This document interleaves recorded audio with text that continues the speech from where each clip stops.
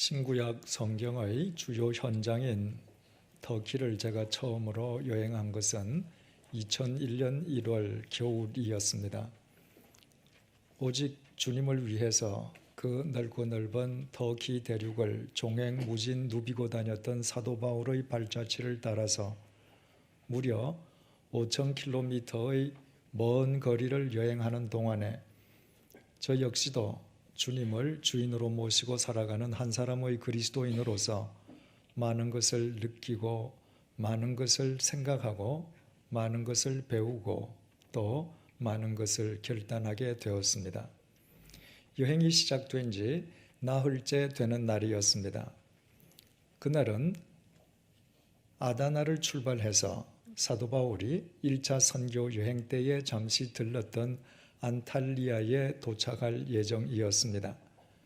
지도상으로는 그 거리가 518km로 나타나 있어서 아침 9시에 아다나를 출발한 우리 일행은 저녁 식사 시간 이전에 목적지인 안탈리아에 능히 도착할 수 있으리라 예상했습니다. 하지만 막상 길을 떠나고 보니 상황은 전혀 딴판이었습니다.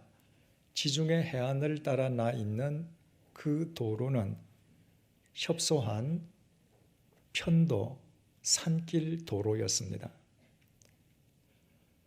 왼쪽으로는 지중해의 절경이 마치 아름다운 그림처럼 펼쳐져 있지만 그 길은 계속 굽이굽이 돌고 돌아가기에 시속 40km에서 50km 이상의 속도를 전혀 낼 수 없는 도로였습니다. 더 큰 문제는 그 산길 속에서는 마땅히 요기할 식당을 찾을 수 없는 것이었습니다. 본래 계획으로는 그날의 목적지인 안탈리아 130km 전방에 위치한 아날리아라는 도시에서 점심 식사를 할 계획이었지만은 오후 3시가 이르기까지 목표 지점의 절반에도 이르지 못하고 있었습니다. 어쩔 수 없이 우리 일행은 오후 3시 30분경 아나무르 근처의 산속 외딴길에서 만난 외딴 식당에서 식사를 하게 되었습니다. 마당 여기저기에 짐승의 오물들이 널려 있고 화장실마저 재래식 화장실인데다가 불결하기 짝이 없는 산중 식당이었습니다. 아나무르는 터키의 최남단에 위치하고 있기에 계절적으로는 분명히 겨울이었지만 그러나 그곳 날씨는 마치 늦봄처럼 따뜻하고 포근하기만 했습니다. 따라서 따뜻한 날씨에 오물들이 널려 있고 재래식 화장이 있고 불결한 그 식당은 파리들이 활개치기에 적당한 조건을 갖추고 있었습니다. 식사 시간 내내 손으로 파리떼를 내몰면서 겨우 식사를 마친 우리 일행이 다시 자동차를 탔을 때에는 자동차 속에도 이미 몇 마리의 파리들이 들어와 있었습니다. 그 파리들을 성가시게 생각한 터키인 운전기사는 운전을 하면서도 기회만 있으면 신문지로 파리들을 때려잡으려고 했습니다. 그 광경을 보는데 갑자기 제게 재미있는 생각이 떠올랐습니다.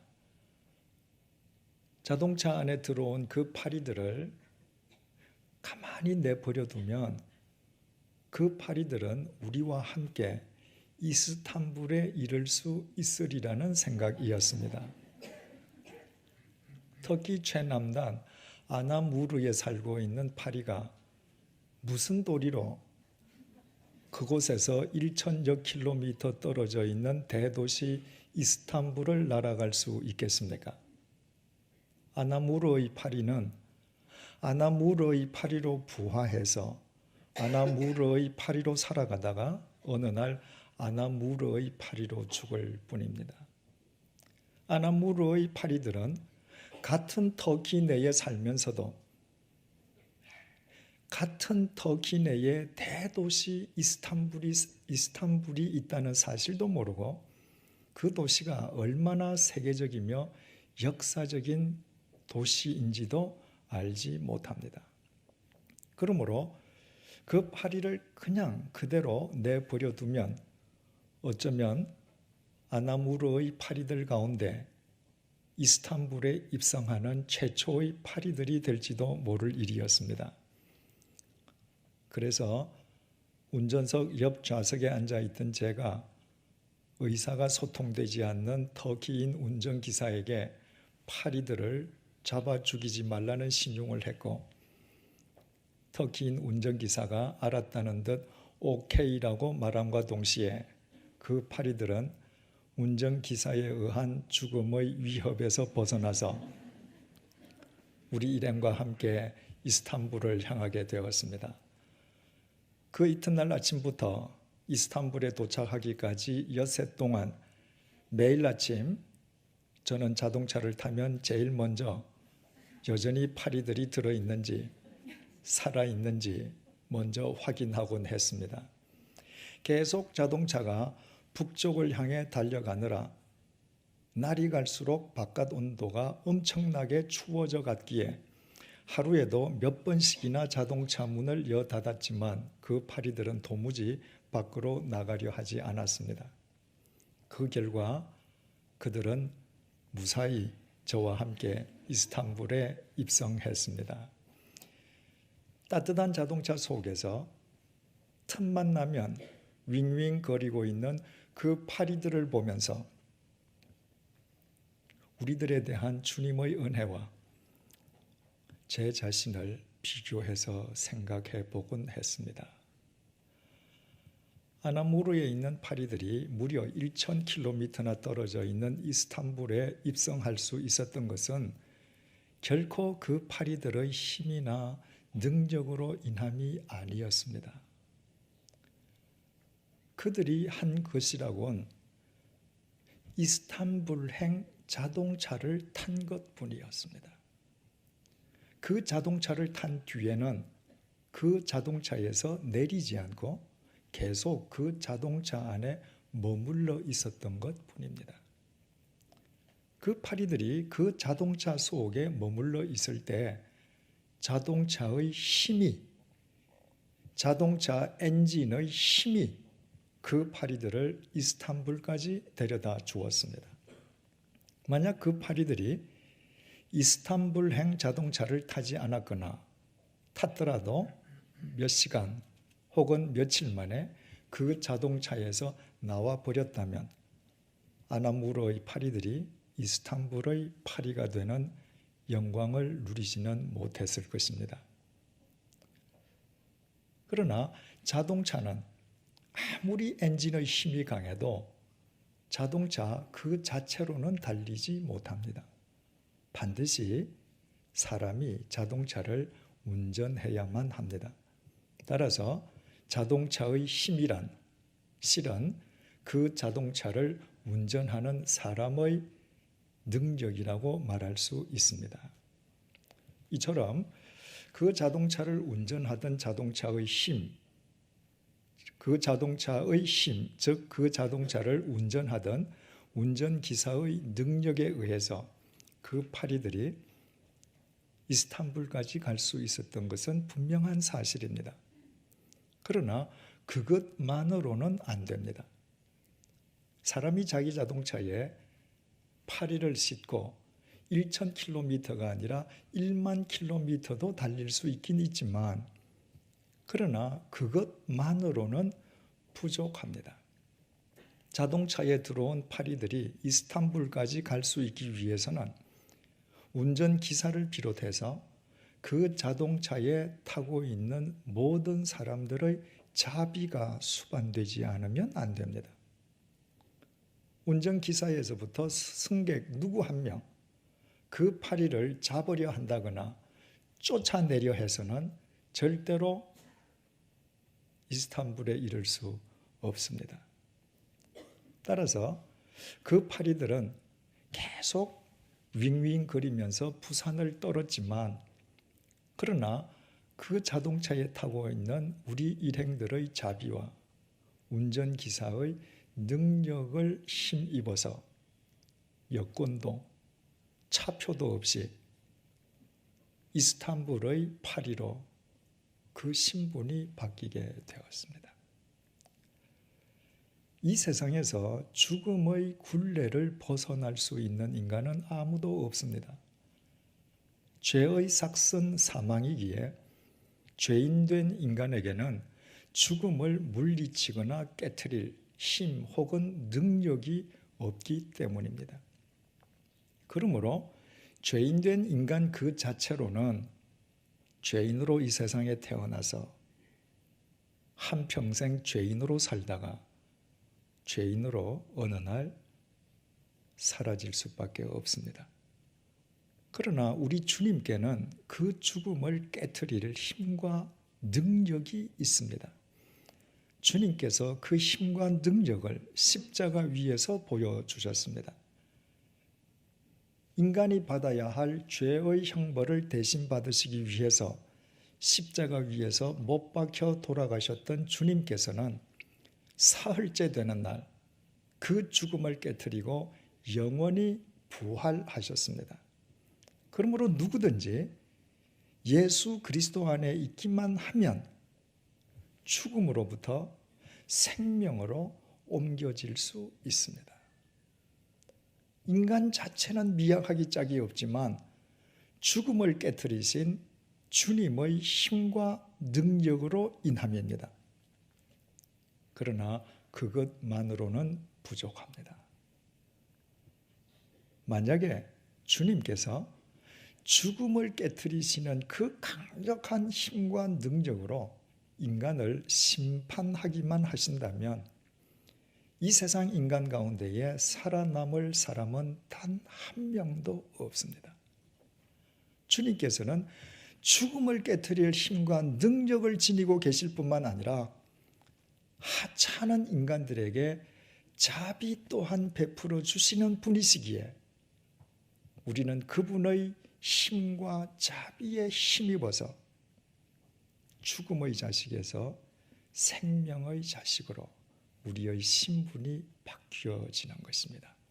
마치 이스탄불행 자동차를 탔던 아나무르의 파리들이 이스탄불의 파리로 그 신분이 바뀌어진 것과 같습니다. 자동차 안에서 이런 생각들을 하면서 마치 제 자신이 그 파리들을 위한 메시아라도 된 듯한 뿌듯함을 느꼈습니다. 애당초 그 파리들을 잡아 죽이려 했던 터키인 운전기사를 제가 만류하지 않았더라면 그 파리들은 절대로 이스탄불의 파리가 되는 그 큰 선물을 받을 수 없었을 것이기 때문입니다. 그러나 터키 여행을 끝낸 뒤에 돌아와서 주님의 은혜를 더 깊이 묵상하는 가운데 제가 자동차 속의 파리들을 보면서 제 자신과 주님을 비교했던 것은 엄청난 착각이었다는 사실을 깨닫게 되었습니다. 분명히 운전기사의 능력과 그 자동차를 타고 있는 우리 일행의 자비로 아나무르의 파리는 이스탄불의 파리가 되었습니다. 그러나 그것은 그 파리들을 둘러싸고 있는 외적 상황의 변화를 뜻할 뿐일 뿐 그 파리들의 존재 자체가 변화된 것을 의미하지 않았습니다. 그 파리들은 아나무르에서도 파리였고 이스탄불에 도착해서도 여전히 변함없는 파리였을 뿐입니다. 제가 그 파리들을 아나무르에서 이스탄불로 데리고 갔다고 해서 그 이후에 그 파리들의 생명을 지켜주거나 보호해 준 것은 아니었습니다. 따뜻한 남쪽에서 사는 그 파리들을 혹한이 몰아치는 추운 이스탄불로 데리고 가서 그 파리들이 그 추위 속에서 생존할 수 있도록 필요한 것들을 책임져 준 것도 아니었습니다. 저는 그 파리들을 위해서 아무것도 해준 것이 없었습니다. 아니, 그 파리들을 위해서 그 무엇도 해줄 힘이나 능력이 제게는 없었습니다. 이처럼 남쪽에 사는 파리들이 추운 북쪽에서 적응할 수 있도록, 생존할 수 있도록 존재의 변화를 깨해줄 수도 없는 제가, 그들의 생명을 책임지고 보호해 줄 수도 없는 제가 그 남쪽의 파리들을 춥고 추운 북쪽으로 끌고 간 것은 결코 그 파리들에 대한 자비나 선물일 수가 없었습니다. 우리 일행이 이스탄불에 도착하던 밤은 혹한이 몰아쳤습니다. 얼마나 추웠던지 꽤 괜찮은 식당에서 저녁 식사를 하는데도 두터운 겉옷을 벗을 수가 없을 정도였습니다. 그렇다면 이스탄불에서 헤어진 그 파리들이 그 이후에 어떻게 되었겠습니까?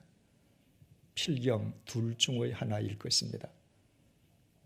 평소에 그 파리들을 눈의 가시로 생각하던 운전기사에 의해서 잡혀 죽었거나 아니면 이스탄불의 혹한에서 얼어 죽었을 것입니다. 그렇다면 그 파리들을 아나무르에서 이스탄불로 데리고 간 것은 그 파리들에 대한 무서운 저주요 재앙이었습니다.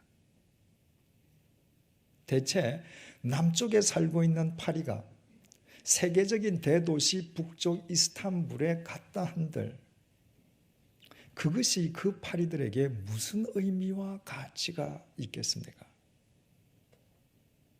그 파리들에게 있어서 지상의 낙원은 더러운 오물들이 널려 있고 재래식 화장실이 있고 지저분하기 짝이 없는 아나무르 산속의 그 외딴 식당이 아니었겠습니까? 그 식당에 잘 살고 있는 파리들을 애꿎게 이스탄불까지 끌고 가서 추위 속에 얼어 죽게 했으니 저는 그 파리들에게 참으로 몹쓸 짓을 한 사람이었습니다. 그럼에도 마치 그 파리들에게 메시아라도 된 듯한 자족감에 빠져 있었으니 그것이야말로 무지의 소치였던 것입니다. 하나님께서 예수 그리스도 안에서 우리를 죽음의 자리로부터 생명의 자리로 옮겨주셨습니다. 그러나 그 이후에 하나님께서 더 이상 아무것도 하시지 않고 너희들끼리 그곳에서 너희들 자력으로 살아보라고 우리를 내버려 두시고 방치해 두신 것이 아니었습니다. 하나님께서는 우리가 구원받은 그리스도인답게 살 수 있도록 당신의 영이신 성령님을 우리에게 선물로 부어주셨습니다. 그래서 하나님의 그 선물은 남쪽에 잘 살고 있는 파리들을 그저 재미삼아 북쪽으로 끌고 가서 얼려 죽여버리고서도 그것을 자비로운 선물로 생각했던 것과 같은 선물과는 근본적으로 다른 선물입니다. 그 선물은 이 세상 그 어떤 선물과도 비교할 수가 없습니다. 그 선물은 우리의 생명을 영원토록 가꾸어주는 하나님의 생명 그 자체이시기 때문입니다. 이것이 바로 오늘 본문 15절에서 17절이 이렇게 증언하고 있는 이유입니다. 내가 말하기를 시작할 때에 성령이 그들에게 임하시기를 처음 우리에게 하신 것과 같이 하는지라. 내가 주의 말씀에 요한은 물로 세례를 베풀었으나 너희는 성령으로 세례를 받으리라 하신 것이 생각났노라. 그런즉 하나님이 우리가 주 예수 그리스도를 믿을 때에 주신 것과 같은 선물을 그들에게도 주셨으니 내가 누구이기에 하나님을 능히 막겠느냐 하더라. 본문은 우리가 잘 알고 있는 바처럼 가이사랴의 이방인 고넬료 집에서 복음의 대역사를 이루었던 베드로가 예루살렘으로 귀환했을 때 베드로를 혹독하게 비난하던 소위 할례파로 불리는 유대 그리스도인들에 대한 베드로 설명의 결론 부분입니다. 할례받지 아니한 이방인과의 교제를 언금하는 유대인의 관습과 관례를 파기하면서까지 할례받은 유대인이었던 베드로가 이방인 고넬료 집을 찾아가서 복음을 전했던 것은 그것이 성령님의 명령이었기 때문입니다. 그런데 베드로는 이방인 고넬료 일행을 찾아가서 그들에게 복음만 전한 것이 아니라 한 걸음 더 나아가 세례까지 베풀었습니다. 할례받은 유대인이 유대인과 이방인의 차이를 부정하지 않고서도 이방인에게 혹 복음을 전할 수는 있는 일이었습니다. 그러나 유대인이 이방인에게 세례를 베푼다고 하는 것은 할례받지 아니한 이방인을 유대인과 동등한 형제로 간주하는 것을 뜻하기에 그것은 유대인과 이방인 사이의 차이를 근본적으로 부정하는 행위로서 당시 유대인들에게 그것은 가히 혁명적인 일이었습니다. 그런데도 유대인이었던 베드로가 그 혁명적인 일을 과감히 행할 수 있었던 것은 베드로가 이방인 일행에게 복음을 전하기 시작하자 성령님께서 그들에게 강림하시는 것을 베드로 자신이 목격함과 동시에 요한은 물로 세례를 베풀었지만 너희는 성령으로 세례를 받으리라는 주님의 말씀이 생각났기 때문이었습니다. 이방인 고넬료 일행에게 성령님께서 강림하시는 그 장면은 자신을 비롯한 유대 그리스도인들이 오순절날 성령님을 경험한 것과 똑같은 광경이었습니다.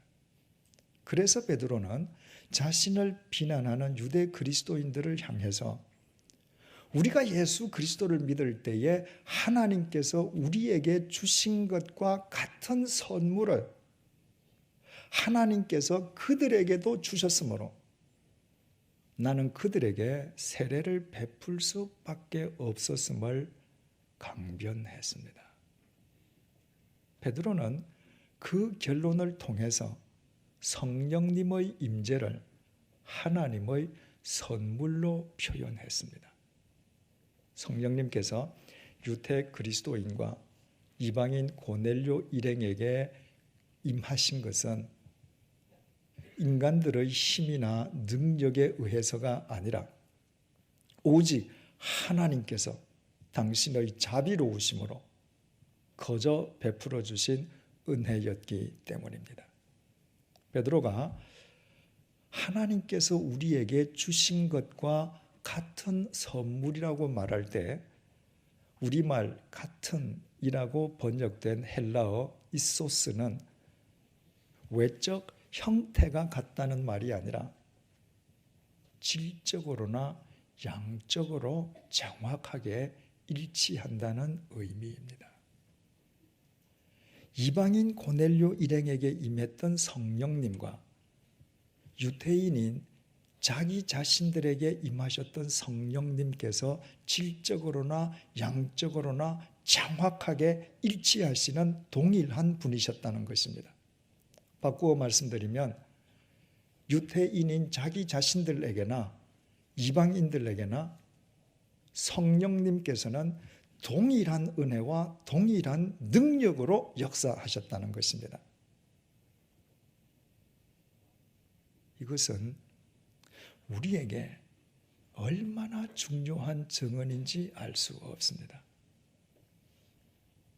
하나님께서 우리에게 주셨던 것과 같은 선물을 이방인에게도 주셨다고 베드로가 말할 때 그 이방인 속에는 우리도 포함되어 있기 때문입니다.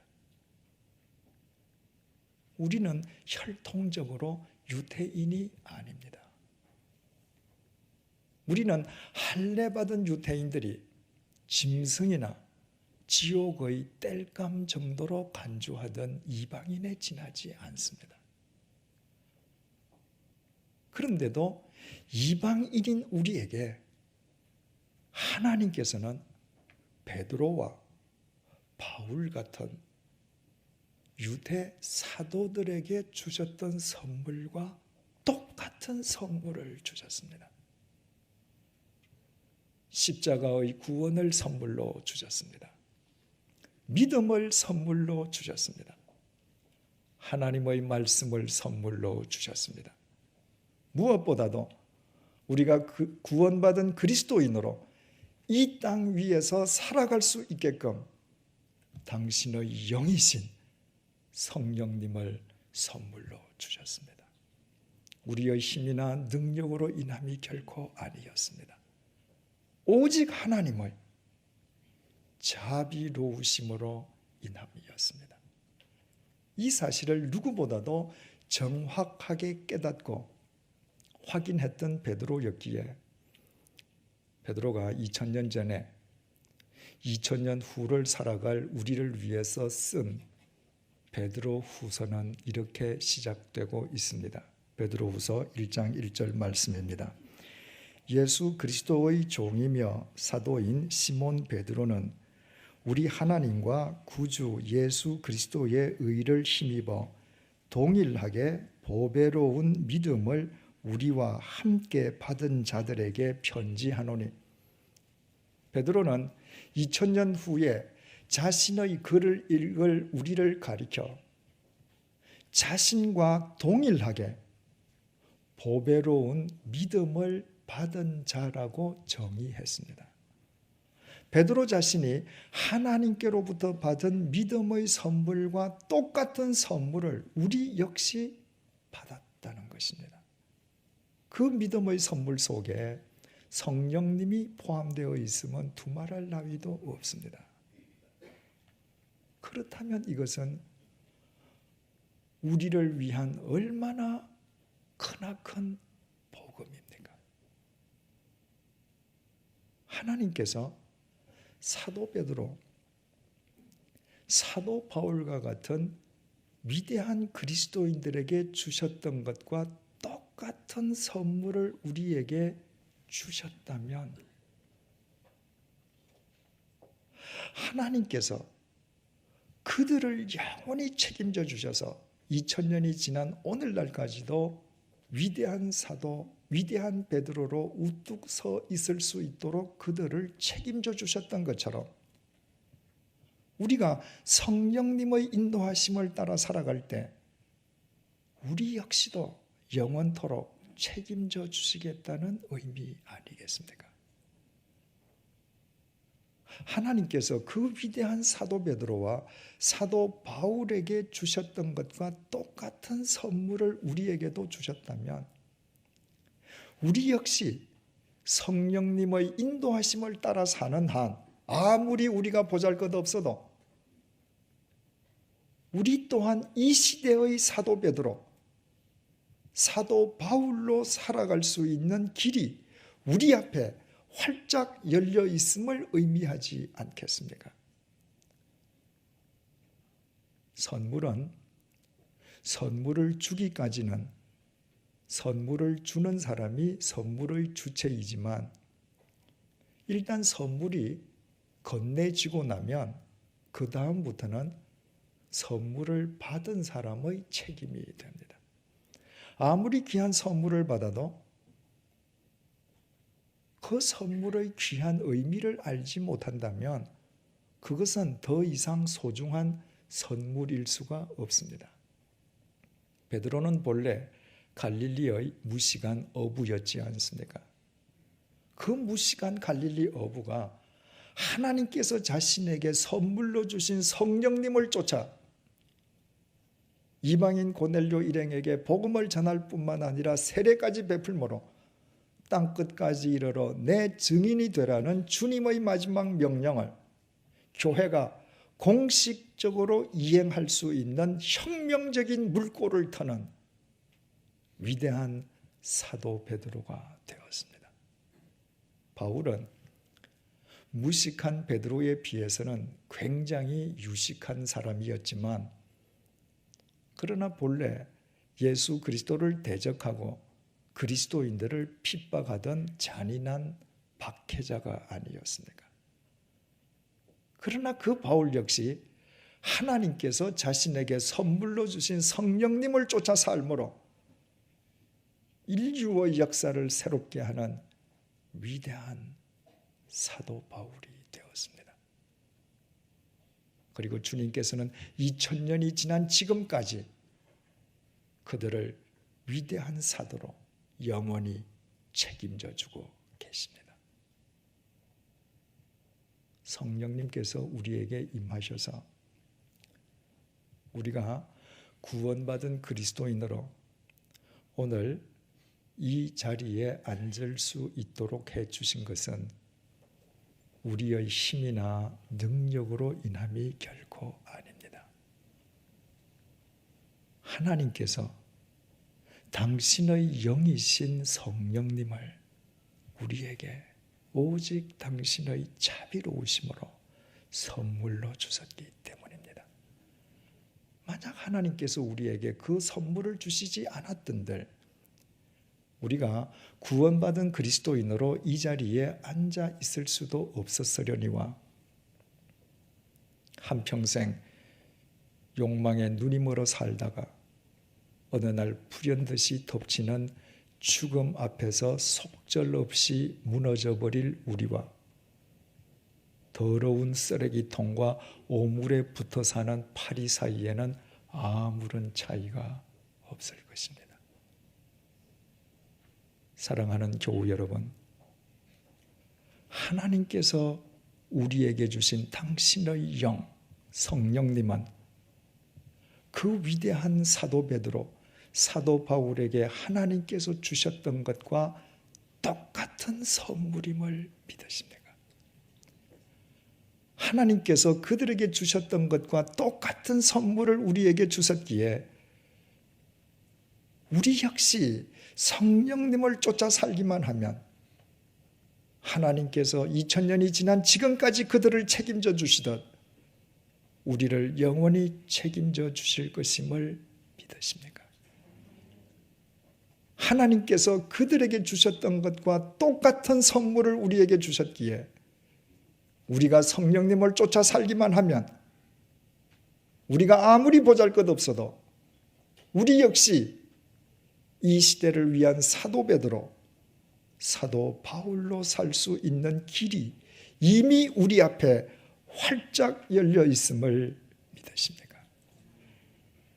그렇다면 우리 모두 그 귀한 선물을 받은 그리스도인답게 지금부터 살아가십시다.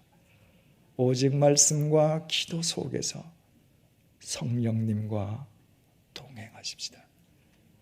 그때부터 당신의 영을 우리에게 선물로 주신 하나님의 뜻이 우리의 삶을 통해 드러나게 될 것이요, 우리는 반드시 이 세상을 살리는 이 시대의 베드로 바울이 될 것입니다. 우리의 힘과 능력으로는 불가능하지만 하나님의 영으로는 가능합니다. 하나님의 영이신 성령님은